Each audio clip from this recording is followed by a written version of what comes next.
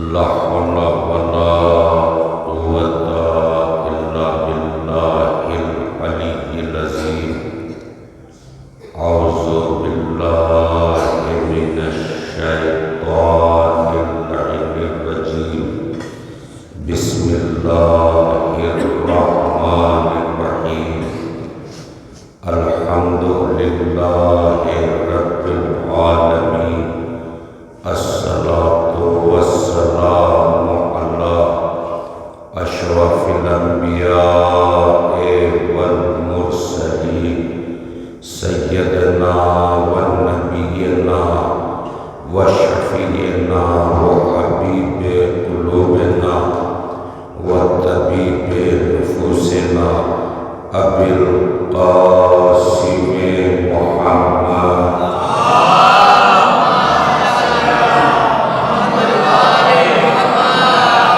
وعلى بيته الطيبين الطاهرين المعصومين المظلومين المنتخبين المنتجبين ولعنة الله على أعدائهم أجمعين أما بعد فقد قال الله تبارك وتعالى في القرآن الحكيم وقوله الحق بسم الله الرحمن الرحيم إنا علينا للهدى وإنا لنا للآخرة والأولى صلوات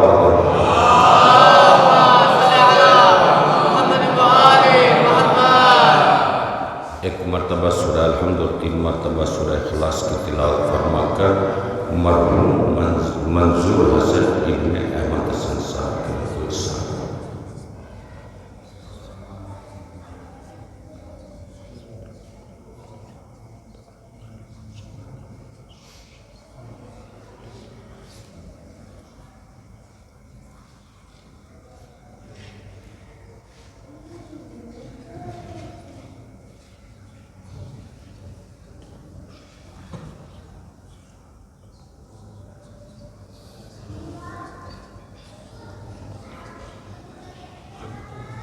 صلوات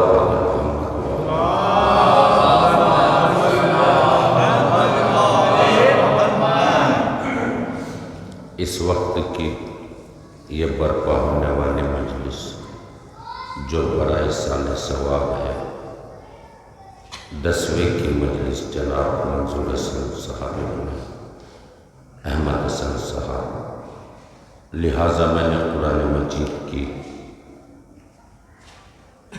دونوں مقدس آیات یعنی سورہ واللیل کی 12ویں اور 13ویں آیات کو سرنامہ کلام قرار دینے کی سعادت حاصل کی ہے۔ قرآن مجید کے سورہ واللیل کی یہ 2 مختصر آیات ہیں، لیکن اپنے ضمن میں فصاحت و بلاغت کے سیلاب کو سمیٹے ہوئے ارشاد ہو رہا ہے اِنَّا عَلَيْنَا لَلْهُدَى وَإِنَّا لَنَا لَلْآخِرَةَ وَالْأُولَى، ہدایات کی تمام تر ذمہ داریاں ہمارے اوپر ہیں اور دنیا و آخرت کے تمام تر اہتمامات و انتظامات، انسلامات اور اختیارات ہمارے ہی ہاتھوں میں ہیں۔ پروردگار عالم نے ہدایات کی ذمہ داری لی تو اس نے اپنی جانب سے مسلسل طور پر ہادیان کو بھیجا، راہبران کو بھیجا، رہنمایان کو بھیجا، پیشوایان کو بھیجا، اولیاء کرام کی شکل میں بھیجا، مرسلین اعظام کی شکل میں بھیجا، انبیاء کرام کی شکل میں بھیجا، اور سلسلہ نبوت و رسالت میں سب سے آخر میں جناب عیسیٰ علیہ السلام کو چوتھے آسمان پر بلانے کے 570 برس کے بعد اپنے منتخب کردہ حبیب حضرت محمد مصطفیٰ صلی اللہ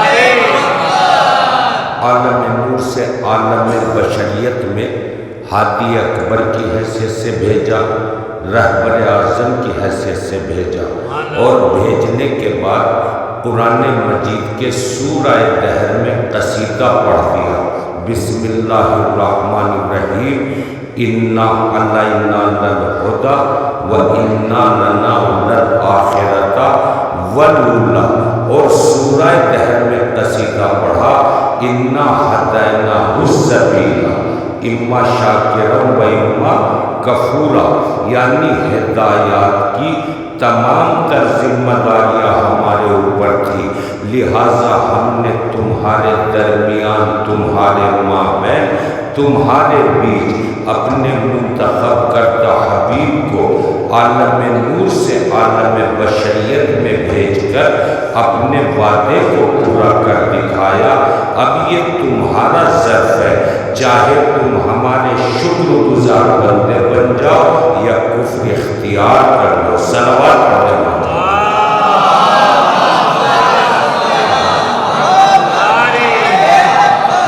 عظمت محمد والے محمد پر بلند آواز کے ساتھ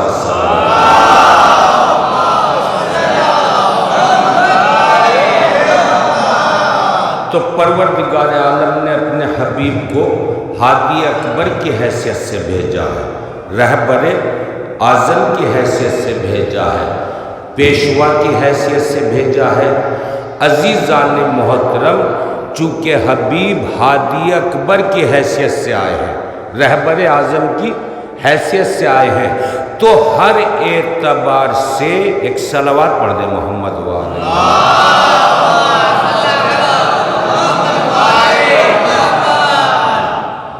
تو چونکہ پیغمبر ہادی اکبر کی حیثیت سے آئے ہیں، رہبر اعظم کی حیثیت سے آئے ہیں، تو ہر اعتبار سے عدیم المثال ذات ہے، بے مثال ذات ہے، بے نظیر ذات ہے، لاجواب ہستی ہے، چاہے وہ سخاوت کے اعتبار سے ہو، چاہے وہ طہارت کے اعتبار سے ہو، چاہے وہ عبادات کے اعتبار سے ہو۔ اور جب پیغمبر کی عبادات کی بات آئے گی تو پھر پروردگار عالم قرآن مجید کے سورہ مزمل میں قصیدہ پڑھتا ہوا نظر آئے گا۔ مشہور و معروف یہ آیات ہیں جن کے ذریعے سے تمام تر خطبہ، مقررین اور ذاکرین آپ حضرات کی خدمت کر کے جاتے ہیں۔ ارشاد ہوا، بسم اللہ الرحمن الرحیم، یا ایھا المزمل قم اللیل الا قلیلا نصفہ او انقص منہ قلیلا او زد علیہ ورتل القرآن ترتیلا، یعنی میرے کملی اوڑھنے والے پیغمبر آپ عبادت کیا کیجئے، لیکن پوری رات نہیں، پوری شب نہیں، نصف شب، اس سے کچھ زیادہ یا اس سے کچھ کم، یہ میرے الفاظ نہیں ہیں، یہ تو قرآن مجید کے الفاظ ہیں۔ میرے حبیب عبادت کیا کیجئے، پوری رات نہیں، نصف شب، اس سے کچھ زیادہ یا اس سے کچھ کم، یعنی قرآن مجید کی آیات بتلا رہی ہے کہ اللہ کا حبیب رات بھر مصلی پر رہتا تھا۔ اور جب آپ عزیزان محترم تفاسیر پڑھیں گے تو آپ کو معلوم ہو جائے گا کہ پیغمبر مصلی عبادت پر تشریف لاتے تھے تو پسینے سے شرابور ہو جاتے تھے، پاؤں پر ورم آ جاتا تھا۔ عزیزان محترم، اتنی عبادتیں کرنے والا رسول، اتنی بندگی کرنے والا پیغمبر، اتنے قیام اور سجدے کرنے والی ذات، عزیزان محترم، تو اگر کوئی بیٹی ایسی ہستی کی آغوش میں تربیت پائے یا پھر پرورش پائے تو اس بیٹی کا خود انداز عبادت کیا ہوگا، اس بیٹی کا خود نہج عبادت کیا ہوگا یہ آپ کو تاریخ بتلائے گی کہ جب رسول اللہ کی اکلوتی بیٹی مصلی عبادت پر تشریف لاتی تھی تو پورا مدینہ پوری کائنات نور عبادت جناب فاطمہ زہرا سے روشن و منور ہو جاتی تھی. ایک نور فجر میں ساطع ہوتا تھا، دوسرا نور ظہر میں ساطع ہوتا تھا، تیسرا نور عصر میں ساطع ہوتا تھا، چوتھا نور مغرب میں ساطع ہوتا تھا، پانچواں نور عشاء میں ساطع ہوتا تھا. گویا کہ پورا مدینہ پوری کائنات نور عبادت جناب فاطمہ زہرا سے روشن و منور ہو جاتے تھے اور فضیلتیں بڑھ بڑھ کر آواز دیتی تھی کہ نمازیں پڑھ پڑھ کر مقرب بارگاہ بن جانا یہ امت کا کام ہوا کرتا ہے، لیکن اپنی نمازوں سے کائنات کو روشن کر دینا یہ فاطمہ زہرا کی منزل ہے.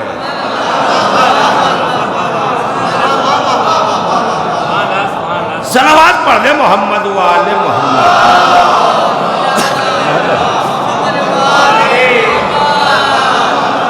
اپنی عبادتوں کے ذریعے سے کائنات کو روشن کر دینا یہ بنت رسول کا کام ہے، یہ فاطمہ زہرا کی منزل ہے. عزیزان محترم، اب آپ نے اندازہ لگایا کہ زہرا کا انداز عبادت کیا تھا، فاطمہ زہرا کا نہج بندگی کیا تھا. لیکن پیغمبر کی ایک حدیث آپ کے گوش گزار کرتا ہوں. پیغمبر نے فرمایا ہے نا کہ اگر علی نہ ہوتے تو میری بیٹی فاطمہ زہرا کا کوئی کفو نہ ہوتا.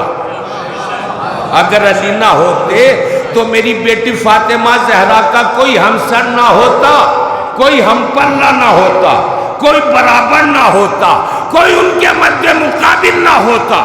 عزیزان محترم، حدیث مبارک سے معلوم ہوتا ہے کہ جو انداز عبادت فاطمہ زہرا کا ہے وہی نہج عبادت علی کا بھی ہونا چاہیے یا نہیں؟ وہی نہج عبادت علی کا بھی ہونا چاہیے. تو عزیزان محترم، اب آپ علی کے عبادت کی ہسٹری پڑھیں. علی کے بیت الشرف سے ایک شب میں 1000 تکبیرۃ الاحرام کی صدائیں بلند ہوتی تھی. میں نے تکبیر نہیں کہا ہے، تکبیرۃ الاحرام، اس لیے کہ صاحبان شعور موجود ہیں، علماء موجود ہیں. عزیزان محترم، تکبیر میں اور تکبیرۃ الاحرام میں بہت بڑا فرق ہے. ہر اللہ اکبر کی بلند ہونے والی صدا کو تکبیر کہا جاتا ہے، لیکن نماز میں نیت کے بعد جو اللہ اکبر کہا جاتا ہے اسے تکبیرۃ الاحرام کہتے ہیں. تو علی کے بیت الشرف سے ایک شب میں 1000 تکبیرۃ الاحرام کی صدائیں بلند ہوتی تھی. اب آپ نہج البلاغہ کا خطبہ پڑھیں. زینب یمانی علی کی بارگاہ بے کسپنا میں حاضر ہوئے. حاضر ہونے کے بعد دست ادب باندھ کر عرض کرتے ہیں، یا علی، آپ جس خدا کے لیے اتنی بندگی کرتے ہیں، جس خدا کے لیے اتنی عبادت کرتے ہیں، جس خدا کے لیے اتنے سجدے اور قیام کرتے ہیں، کیا کبھی آپ نے اس خدا کو دیکھا بھی ہے؟ سوال زینب یمانی کا ہے، جواب امیر المومنین کا ہے. جیسے ہی زینب نے کہا، یا علی، آپ جس خدا کے لیے اتنی عبادتیں کرتے ہیں، کیا کبھی آپ نے اس خدا کو دیکھا بھی ہے؟ تو علی نے زینب کی آنکھوں میں آنکھیں ڈالی اور ڈالنے کے بعد فرمایا، زینب، یہ کیسے ممکن ہے کہ علی جس خدا کی عبادت کرے اس کو نہ دیکھا ہو؟ یا علی، یا علی، زینب، یہ کیسے ممکن ہے کہ علی جس خدا کی عبادت کرے اس کو نہ دیکھا ہو؟ مگر یاد رکھو، پروردگار عالم دنیاوی نگاہوں کے مشاہدات سے نہیں دیکھا جاتا ہے، بلکہ حقائق ایمان کے ساتھ دیکھا جاتا ہے. تو بات واضح ہو جاتی ہے قبلہ سلمان صاحب کہ جس کے پاس حقائق ایمان کی دولت ہے اس کو خدا کا جلوہ میسر ہو سکتا ہے، اور جس کے پاس حقائق ایمان کی دولت ہی نہ ہو تو اس کو خدا کا جلوہ کیا میسر ہوگا؟ تو مجھ کو کہنے دیجئے کہ جو سراپا کل ایمان ہو، جو سراپا کل ایمان ہو، اس کی نظروں میں جلوہ ربوبیت کا کیا عالم ہوگا؟ یہی عالم ہوگا نا کہ اگر حالت نماز میں پاؤں سے تیر کھینچ لیا جائے تو ذرہ برابر تکلیف محسوس نہ ہو، سجدے سے سر اٹھاتے وقت سر پر ضربت لگ جائے تو فزتو برب الکعبہ کی صدائیں بلند ہوں۔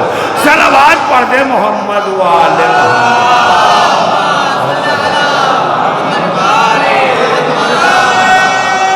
اور سلامت رکھے ندیم بھائی۔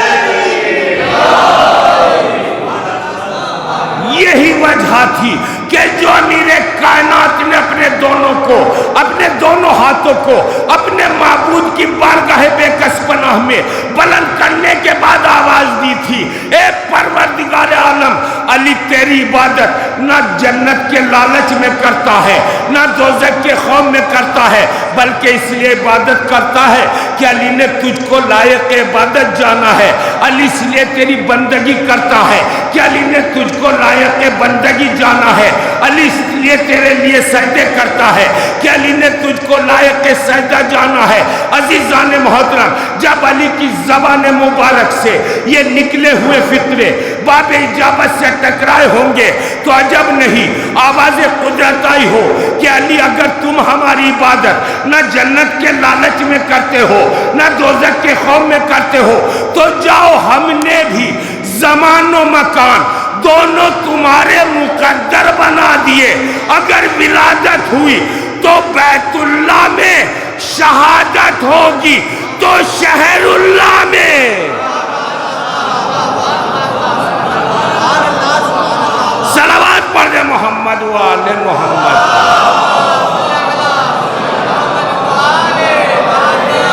بس اب آپ میرے ساتھ آ گئے عزیزان محترم، آپ میرے ساتھ آ چکے ہیں، بڑی توجہ کے ساتھ آپ مجلس سن رہے ہیں، پروردگار عالم آپ کو سلامت رکھے۔ اگر آپ کو علی کا انداز عبادت دیکھنا ہے، اگر آپ کو علی کا نہج عبادت دیکھنا ہے تو پھر تاریخ کے اوراق پلٹ کر نہ دیکھیں بلکہ براہ راست معلوم کریں اس ذات سے کہ جس کو زین العابدین کہا جاتا ہے۔ چونکہ آپ متوجہ ہیں اس لیے آپ کی خدمت کرنے کی کوشش کر رہا ہوں۔ اگر آپ کو علی کا انداز عبادت دیکھنا ہے تو تاریخ کے اوراق پلٹ کر نہ دیکھیں بلکہ معلوم کریں اس ذات سے کہ جس کو سید الساجدین کہا جاتا ہے۔ اگر آپ کو علی کا انداز عبادت دیکھنا ہے تو اس ذات سے دریافت کریں کہ جس کو سجاد کہا جاتا ہے۔ یا علی یا علی یا علی، اس ذات سے معلوم کریں کہ جس کو سجاد کہا جاتا ہے۔ علماء بیٹھے ہوئے ہیں، عربی گرامر کے اعتبار سے سجاد اسم مبالغہ ہے۔ متوجہ ہیں، انشاءاللہ خدمت کر رہا ہوں، زیادہ وقت نہیں لوں گا، محظوظ ہو جائیں گے۔ عربی گرامر کے اعتبار سے سجاد اسم مبالغہ ہے۔ سجاد کے معنی آپ جانتے ہیں کیا ہے؟ یعنی پوری کائنات کے اندر جس سے زیادہ کوئی سجدے نہ کر سکے اسے سجاد کہتے ہیں۔ پوری کائنات کے اندر جس ذات سے زیادہ کوئی سجدے نہ کر سکے اسے سجاد کہتے ہیں۔ جو ہر نعمت کے ملنے پر سجدہ کرے اسے سجاد کہتے ہیں۔ جو ہر رحمت کے ملنے پر سجدہ کرے اسے سجاد کہتے ہیں۔ باغ میں 500 درخت ہے، جو ذات ہر درخت کے نیچے 2 رکعت نماز ادا کرنے کے بعد سجدہ شکر کرے اسے سجاد کہتے ہیں۔ جو مدینہ منورہ سے مکہ معظمہ تک سجدے کرتے ہوئے آ جائے اسے سجاد کہتے ہیں۔ جو حرم خدا میں سجدے کرے اسے سجاد کہتے ہیں۔ جو مدینہ منورہ سے کربلا معلی تک سجدے کرتے ہوئے آ جائے اسے سجاد کہتے ہیں۔ جو کربلا میں داخل ہونے کے بعد سجدہ شکر ادا کرے اسے سجاد کہتے ہیں۔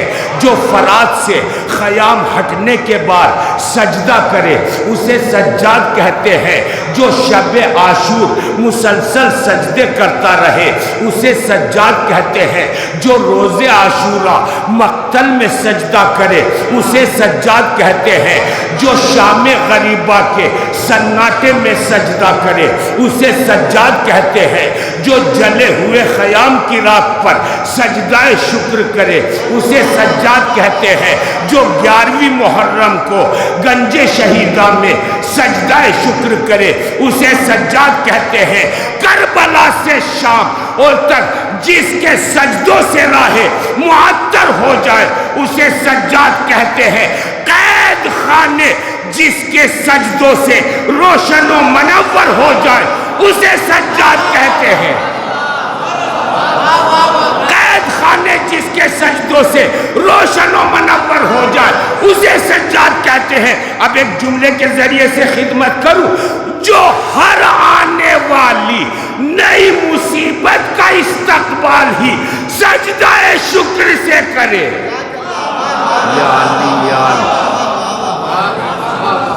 جو ہر آنے والی نئی مصیبت کا استقبال ہی سجدہ شکر سے کرے اسے سجاد کہتے ہیں۔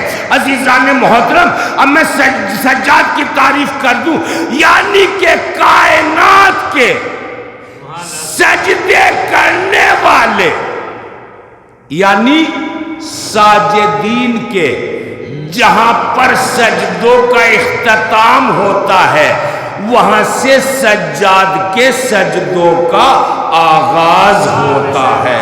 صلوات پڑھ دے محمد وآل محمد۔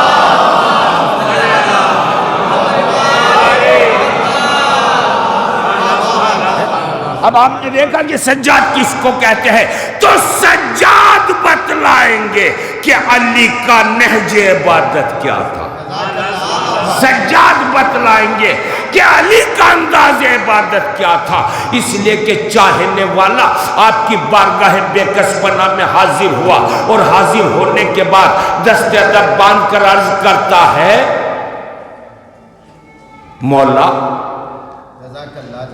کس میں اتنی ہمت ہے، کس میں اتنی طاقت ہے، کس میں اتنی جرت ہے، کس میں اتنی شجاعت ہے، کس میں اتنی ہمت ہے کہ جو آپ کے برابر آپ کے مد مقابل سجدے کر سکے۔ چاہنے والا قصیدہ پڑھ رہا ہے، چاہنے والا تعریف کر رہا ہے۔ بھئیہ آپ جانتے ہیں ہمارے یہاں عالم کیا ہے؟ اگر کسی کو کہہ دیا نا کہ ماشاءاللہ آپ تو 5 وقت کے نمازی ہیں تو گھر لے جا کر چائے پلائے گا، گھر لے جا کر چائے پلائے گا۔ بھائی آپ تو ماشاءاللہ بہت اچھا آدمی، کیوں؟ اس لیے کہ آپ جو میری تعریف کر رہے ہیں یہ ہمارا حال۔ لیکن اللہ اکبر، امام سجاد علیہ السلام، مولا آپ کے برابر کوئی عبادت نہیں کر سکتا، آپ کے مد مقابل کوئی بندگی نہیں کر سکتا۔ قصیدہ پڑھتا جا رہا ہے، مدح کرتا جا رہا ہے، اور ایک مرتبہ امام زین العابدین علیہ السلام نے فرمایا، میرے لال، میرے لخت جگر، میرے نور نظر، میرے پارہ جگر، میرے نور چشم، میرے قرۃ العین بیٹا محمد باقر میرے قریب آؤ۔ اور جیسے امام محمد باقر علیہ السلام امام زین العابدین علیہ السلام کے پاس آئے تو اب امام نے فرمایا، بیٹا جاؤ اور میرے جد علی کا صحیفہ اٹھا کر لاؤ۔ امام محمد باقر علیہ السلام گئے اور جانے کے بعد اپنے جد کا صحیفہ اٹھایا، اٹھانے کے بعد بابا کی خدمت میں پیش کر دیا، اور امام زین العابدین علیہ السلام نے اس صحیفے کو کھول کر چاہنے والے کے سامنے رکھ دیا۔ اے میرے چاہنے والے، تو میرے سجدوں کی تعریف کر رہا تھا نا، تو میری عبادت کی تعریف کر رہا تھا نا، بندگی کی تعریف کر رہا تھا نا، ذرا اس صحیفے کے اندر دیکھ کہ میرے جد علی کی عبادتوں کا عالم کیا تھا۔ اس صحیفے کے اندر دیکھ کہ میرا جد علی کتنی عبادتیں کیا کرتا تھا۔ تو اب چاہنے والے نے کہا مولا آپ کے جد بہت زیادہ عبادت کیا کرتے تھے، لیکن آپ تو زین العابدین ہیں، آپ تو سید الساجدین ہیں، آپ تو عابدین کی زینت ہے، آپ تو ساجدین کے سید و سردار ہیں، مولا آپ کا لقب ہی سجاد ہے، آپ کے برابر کون عبادت کر سکتا ہے؟ تو اب امام نے فرمایا اے میرے چاہنے والے، تو نے ٹھیک کہا ہے، میں زین العابدین بھی ہوں، میں سید الساجدین بھی ہوں، میں عابدین کی زینت بھی ہوں، میں ساجدین کا سید و سردار بھی ہوں، میں سجاد بھی ہوں، اور بروز حشر یعنی قیامت کے دن پروردگار عالم مجھ کو انہی القابات کے ساتھ پکارے گا بھی۔ لیکن کیا کبھی تو نے یہ بھی سوچا ہے کہ یہ جتنا بھی میری عبادتوں کا زور ہے یہ کس وجہ سے ہے، کس بنیاد پر ہے؟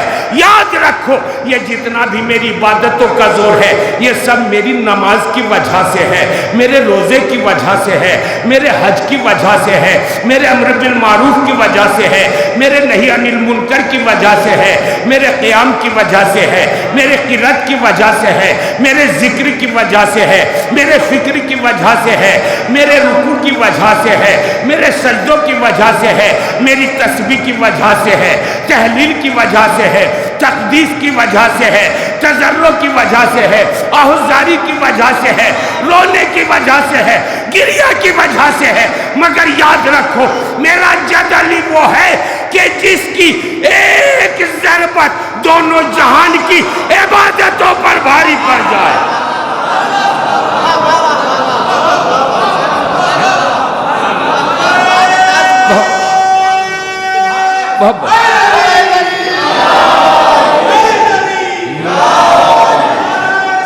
محبت ہے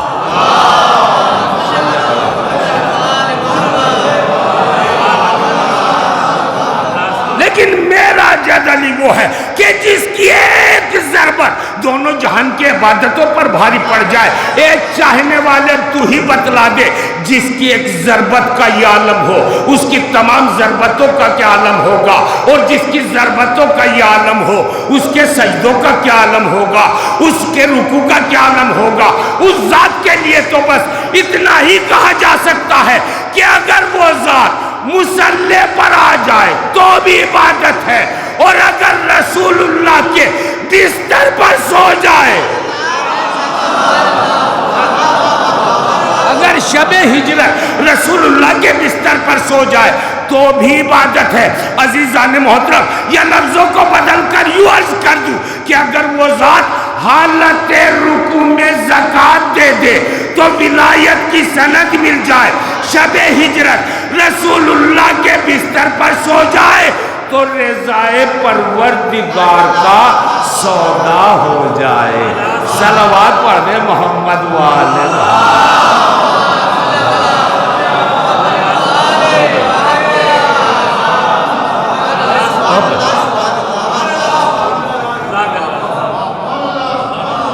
بس کافی ہو گیا سلمان بھیا ہے؟ اچھا بس ایک بات اور، پھر ایک بلند آواز کے ساتھ صلوات پڑھ دیں۔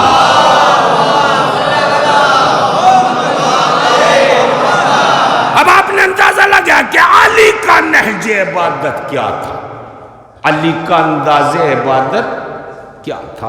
چونکہ یہ اِنَّ عَلَيْنَا لَلْهُدَى وَإِنَّا لَنَا لَلْآخِرَةَ وَالْأُولَىٰ، ہدایات کی تمام تر ذمہ داریاں ہمارے اوپر، اور دنیا و آخرت کے تمام تر اختیارات ہمارے ہی ہاتھوں میں ہیں۔ چونکہ ہادی کی حیثیت سے آئے ہیں، رہبر کی حیثیت سے آئے ہیں، رہنما کی حیثیت سے، پیشوا کی حیثیت سے، نمائندہ پروردگار کی حیثیت سے آئے ہیں۔ تو اب ظاہر سی بات ہے ہمارے لیے نمونہ عمل ہے، تو درس دے رہے ہیں، ہدایت کر رہے ہیں، اس لیے کہ کائنات جنگ صفین کو فراموشی نہیں کر سکتی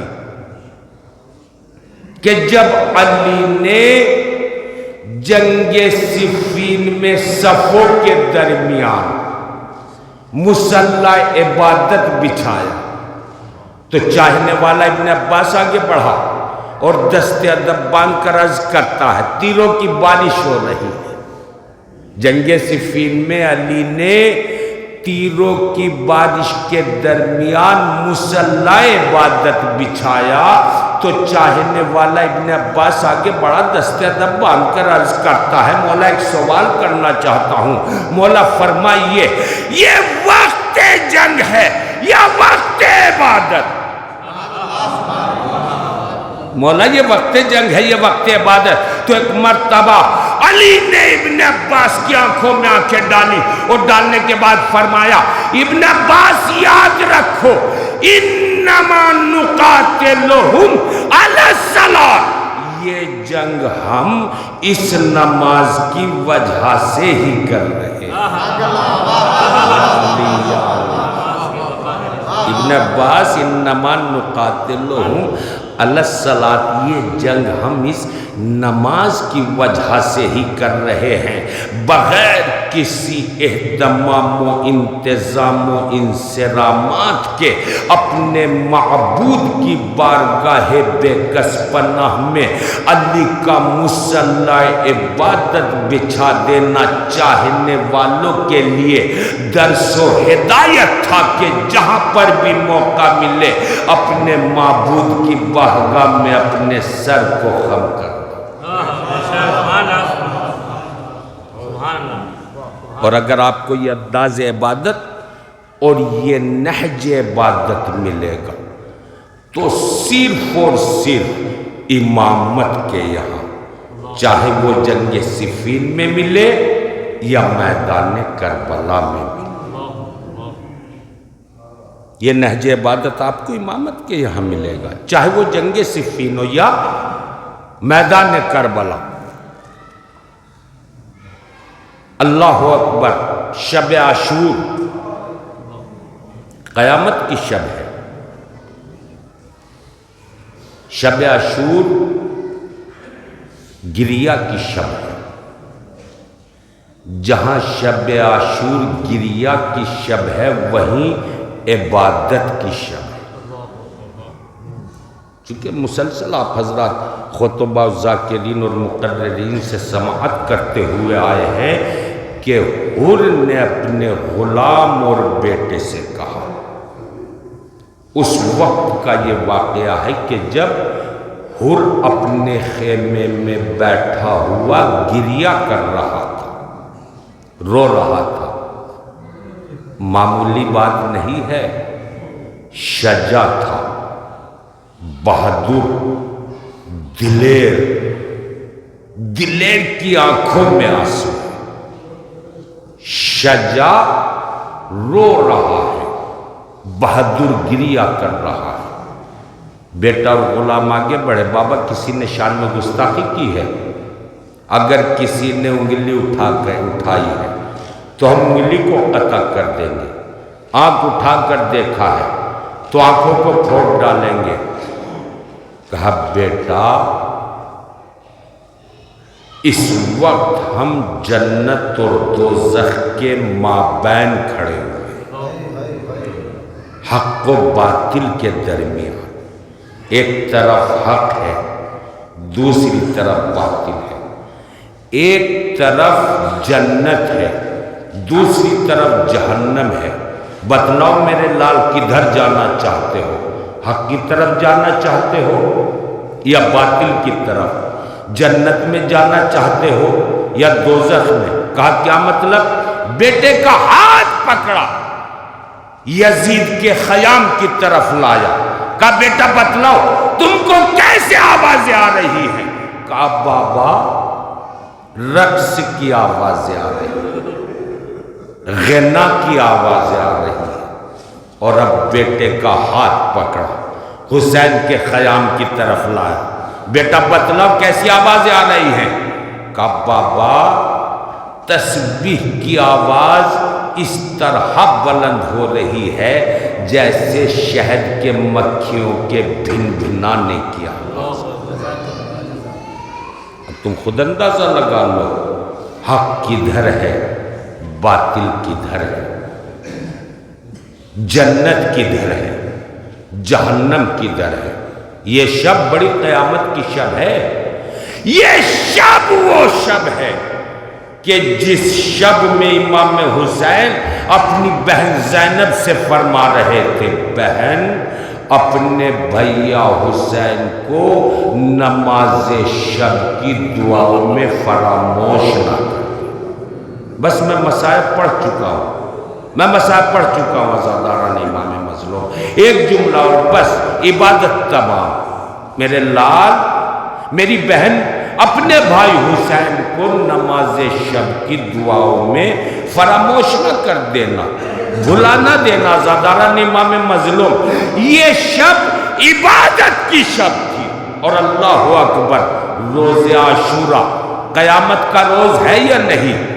انصار کی شہادتیں، اقربا کی شہادتیں، اور اس کے بعد جو حسین نے سجدے میں سر رکھا تو پھر سر کو خود نہیں اٹھایا۔ اللہ اکبر، حسین نے جو سجدے میں سر رکھا ہے نا، تو پھر حسین نے سجدے سے سر کو خود نہیں اٹھایا ہے۔ علامہ اقبال کہہ گئے ہیں نا، اسلام کے دامن میں بس اس کے سوا کیا ہے؟ ایک سجدہ شبیری، ایک ضرب ید اللہ۔ یہ وہ سجدہ ہے حسین کا کہ جو قیامت تک کے لیے مومنین کے لیے ہدایت ہے، کہ حسین نے جو روز عاشورہ سجدے میں سر رکھا ہے تو پھر سر کو نہیں اٹھایا۔ عزادارو، عصر کے ہنگام حسین کی شہادت ہو گئی، لیکن امام زین العابدین کے امتحان کا آغاز ہو گیا۔ جناب زینب سلام اللہ علیہا کی مصیبتوں کا آغاز ہو گیا۔ اللہ اکبر، ادھر امام حسین علیہ السلام کی شہادت ہوئی، ادھر خیام حسینی میں آگ لگا دی گئی، بیویوں کے سروں سے چادریں چھین لی گئی، سکینہ کے رخسار پر تماچے لگ رہے ہیں، بچی کے کانوں سے گوشوارے چھینے جا رہے ہیں۔ اور جیسے ہی عزادارو 11ویں محرم کی صبح نمودار ہوئی تو اب بیویوں کے ہاتھوں کو پسے گردن باندھ دیا گیا۔ جزاکم ربکم خیر الجزا۔ عزاداران امام مظلوم گنج شہیدہ میں لایا گیا۔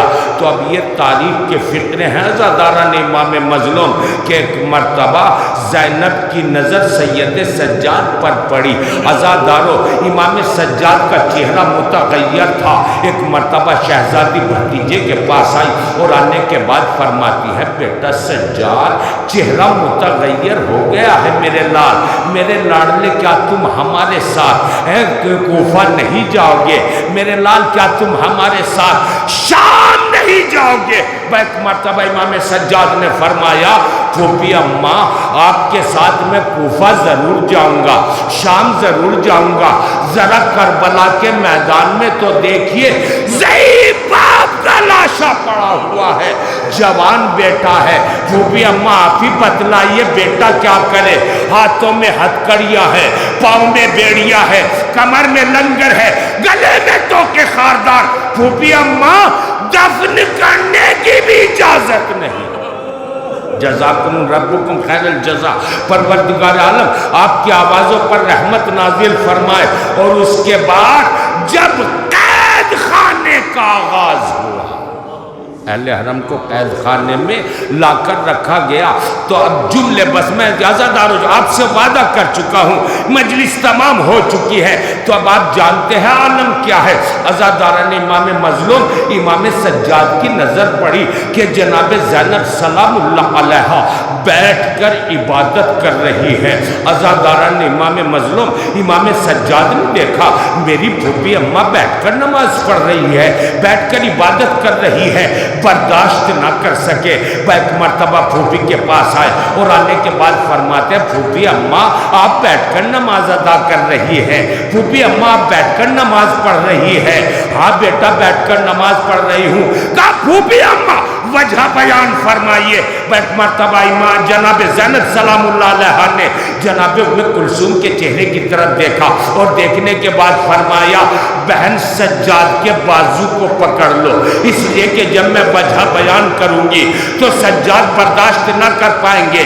جناب ام کلثوم نے جناب امام سجاد کا بازو پکڑا تو اب فرماتے ہیں بیٹا سجاد تم تو جانتے ہو کہ ظالموں کے طرف سے اتنا مختصر کھانا اور پانی آتا ہے کہ اگر میں کھا لیتی ہوں تو بچے بھوکے رہ جاتے ہیں۔ سجاد اب تم ہی بتلاؤ زینب یہ کیسے گوارا کرے کہ خود کھانا کھا لے بچے بھوکے رہ جائے۔ اے بیٹا سجاد میں اپنا کھانا بھی بچوں کو دے دیتی ہوں، جس کی وجہ سے جسم میں نقاہت پیدا ہو گئی ہے۔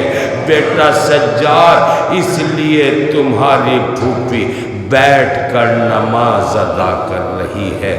سَيَعْلَمُ الَّذِينَ ظَلَمُوا أَيَّ مُنقَلَبٍ يَنقَلِبُونَ اِنَّا لِلَّهِ وَإِنَّا إِلَيْهِ رَاجِعُونَ۔ پروردگار ہماری اس مختصر سی عبادت کو قبول فرما۔ پروردگار جو مومنین و مومنات پریشان حال ان کی پریشانیوں کو دور فرما۔ پروردگار عالم جو مومنین و مومنات مقروض ہیں ان کو ان کے قرض سے سبکدوش فرما۔ پروردگار عالم حق کا پرچم بلند فرما، باطل کو نیست و نابود فرما۔ پروردگار عالم مرحوم منظور حسن ابن احمد حسن صاحب کو جوار معصومین علیہ السلام میں جگہ مرحمت فرما۔ تمام ہی مومنین و مومنات مرحومین کو جوار معصومین علیہ السلام میں جگہ مرحمت فرما۔ حق کا پرچم بلند فرما، باطل کو نیست و نابود فرما۔ امام زمان علیہ السلام کے ظہور میں تعجیل فرما۔ ہم کو حضور کے انصار و اعوان میں قرار دے۔ ایک مرتبہ سورہ الحمد اور 3 مرتبہ سورہ اخلاص کی تلاوت فرما کر مرحوم منظور حسن ابن احمد حسن صاحب کی روح کو ارسال